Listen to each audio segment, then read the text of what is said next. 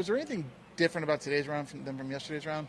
I felt like it tested my patience a little bit more than it did yesterday. Obviously, I kind of came out a little bit hotter yesterday than I did today. But we didn't try to force anything. We stayed very disciplined, me and Joe, to our targets, and ended up finishing birdie, which was kind of a bonus, I guess, on those two holes. But obviously, very pleased with the way we've been playing. Seemed like down the stretch a little bit, you hit some shots pretty close. The iron game on point today?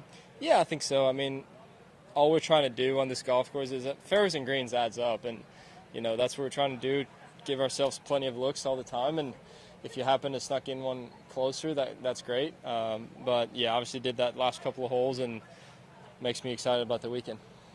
A lot of attention on Scotty this week being emotionally drained from such a big win. What's it like for you? I mean, I can't imagine it's your fatigue levels. Yeah, I mean, I'd like to think that I'm young and I'm able to handle it. You are young.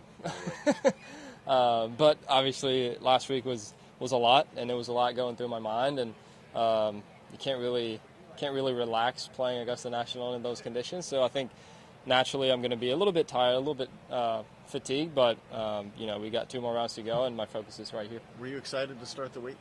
Oh, definitely. I think once I saw the golf course, this is one of the tournaments that I've seen on TV for a very long time, and the golf course is very iconic, and this kind of golf makes me excited. It's a little bit more placing, a little bit more strategy, I guess.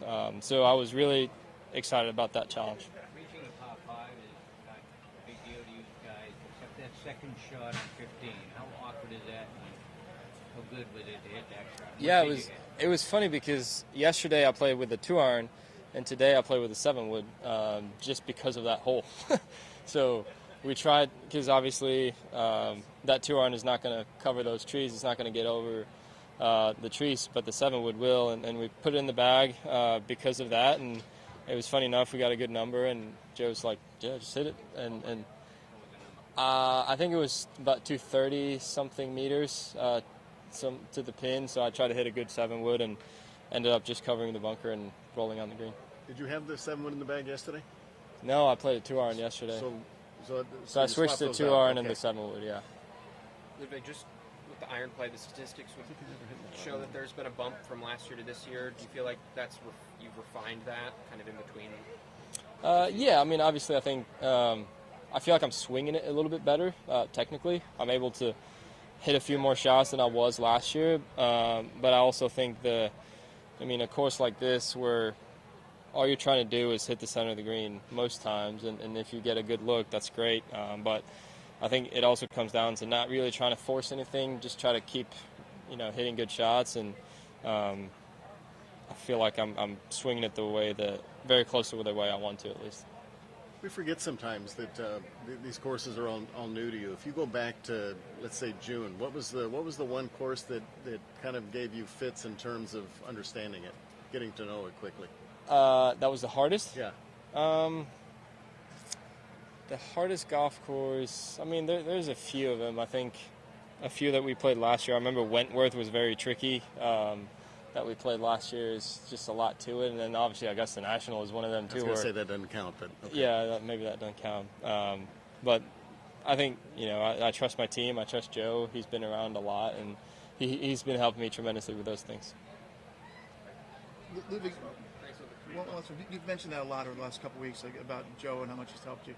How big of an asset is he on the bag, as Doug kind of said, as you're learning these golf courses, some of these for the first time? Yeah, it means a lot. Obviously, he's been there. He has the experience. He's seen a lot of things, and he's seen a lot of these golf courses in different conditions and different winds, and that's going to make it easier for me. It's going to help us navigate the golf courses a little bit easier. But yeah, I mean, Fuzzy's a fun dude to be around, and we're having a good time.